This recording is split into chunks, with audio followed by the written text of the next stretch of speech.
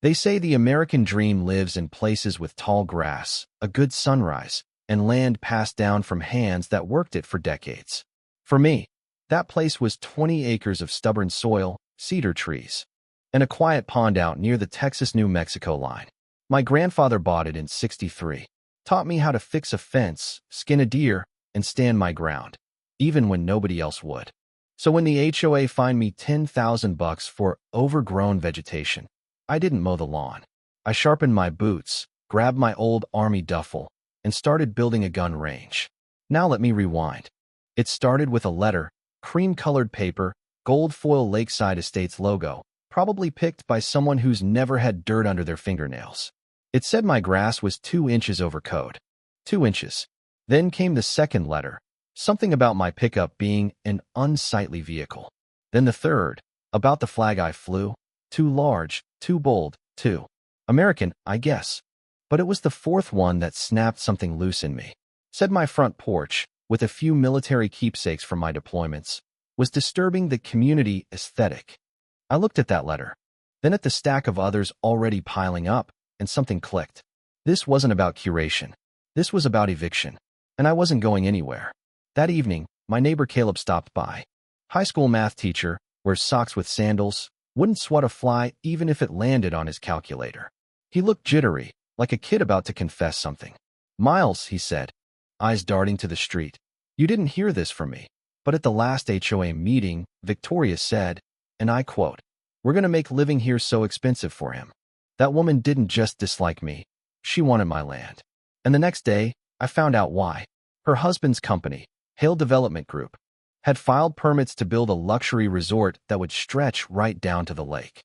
My lake, my land, the back 15 acres, untouched by HOA rule, just so happened to border their dream project. Coincidence? Yeah, right.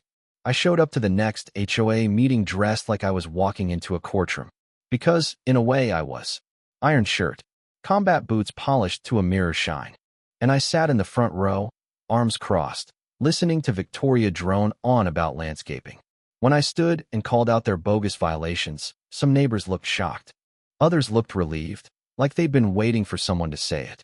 But when I brought up the resort, Victoria's smile cracked like a windshield in the heat. She tried to pivot, called my flag disruptive, implied my service record made me unstable. That's when I locked eyes with her and said, "Mrs. Hale, you're 2 words away from a lawsuit. Choose carefully." She backed off, but not for long. Later that night, I called Elena Reyes, an old friend from college turned property lawyer with a mind like a steel trap and a heart still sore from what the Hales had done to her parents' farm. Within days, we were knee-deep in records. And what we found, HOA boundary changes done without consent, forged signatures, bylaws rewritten to squeeze out legacy landowners. And Victoria, well, she wasn't just corrupt. She was criminal. But see, they thought I'd fold, that I'd sell. What they forgot is, I don't bend to suits. I served next to men who took bullets so others could sleep soundly. So I did what I do best. I planned. That night, I traced the property line right to the Hales' backyard, white-trimmed mansion, infinity pool, the whole 9 yards. And I made 3 phone calls. First to Elena, confirming legality. Second to Jackson, an old Army buddy who now ran a tactical range outside of Austin. And third to the county clerk, filing papers to open Caldwell Ridge Tactical, an outdoor gun range. 800 feet from Victoria's poolside brunch. I didn't just want to defend myself. I wanted to make a point so loud it echoed. We started clearing brush, grading land, pouring concrete. Veterans volunteered. Locals pitched in. I offered free training programs to police and first responders. Jackson hauled in equipment, and every hammer strike, every rumble of machinery, that was my rebuttal to their fine. It didn't take long. Victoria showed up in her Mercedes, stomping out in heels more expensive than my first truck. "What the hell do you think you're doing, Miles?" she barked. I grinned, leaned on a shovel, and said, "Practicing my Second Amendment rights." "Want a brochure?" She called an emergency HOA meeting that night, screaming about noise pollution and community values. But when I stood up and reminded everyone that the range sat outside HOA bounds and that I'd met every legal standard, the room began to shift. Even Caleb spoke up, noting how the HOA had never once fined the Hales for their rowdy pool parties or blinding landscape lights. A few people clapped. Victoria stormed out. The next day, her husband showed up, cooler head, sharper tongue. "Let's make this easy," he said, sliding a folder across my kitchen table. "Double your land's value. Quick close. No hassle." I slid the folder back. "This isn't just land, Mr. Hale. It's legacy. And legacies aren't for sale."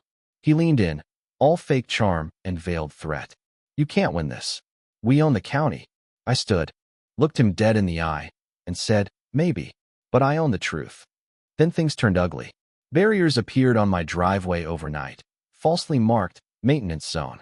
I had them removed by the sheriff, who, by the way, had served with my granddad. Then came a surprise permit inspection, followed by a smear piece in the local paper. "Ex-soldier builds gun range near family homes." The byline belonged to a journalist whose wife worked at Hale Development. But I wasn't alone. Our website, HOA Nightmares, took off. Stories poured in, fines for flower pots, threats over paint colors, one woman cited for putting up Halloween decorations too early. The community was fed up. They didn't just want a place to shoot, they wanted a place to speak.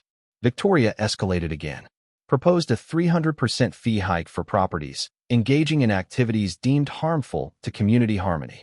I was ready. I played an audio recording at the next meeting, her voice sneering. "These middle-class nobodies are ruining our view. We need them gone." The room exploded. She went pale. Then came the knockout. Richard, her husband, met me one morning, haggard, defeated. Said Victoria had gone rogue, that the land she wanted wasn't just for the resort. Under my soil was a pristine aquifer, worth millions. They needed control of it to secure future developments. It was never just about grass. It was about water, about power. He gave me documents, proof of forgery, evidence of money laundering, and a confession. She'll burn it all down before she gives up. He wasn't wrong. 2 nights before the grand opening, motion lights went off. I was already camped on site. I watched from cover as 3 silhouettes approached the shed, carrying gas cans. One of them was Victoria. Her voice carried, "Make it look like an accident. Faulty wiring or something." I hit record. Sheriff Thompson and his team arrived silent and swift. She was caught mid-pour, ranting about insurance, power, progress. She didn't resist. Not physically, but her glare? If looks could kill. The trial came 6 months later. I testified. Elena delivered the closing argument of her life. Victoria was convicted on all counts. Her husband divorced her the next day, cut a deal, and offered restitution through a community trust to protect the aquifer. The property she tried to take? Seized and sold. To a veteran support nonprofit I founded. Today, Caldwell Ridge Tactical is more than a range. It's a refuge, a reminder. Every Sunday morning, the crack of a well-aimed shot rings across the lake, not in anger, but in freedom. The HOA, reformed under new leadership. The bylaws, rewritten with real community input. As for Victoria, well, she gets to hear the sound of justice from a county service truck that now parks in her old driveway, because her mansion sold at 1/10 its value to fund veteran housing programs. And maybe, just maybe, when she hears those Sunday gunshots from wherever she's landed, she remembers the man she tried to push out. Let me ask you something. Has an HOA ever come after you? Ever felt like the people who were supposed to build community are the ones tearing it down? Drop your story in the comments.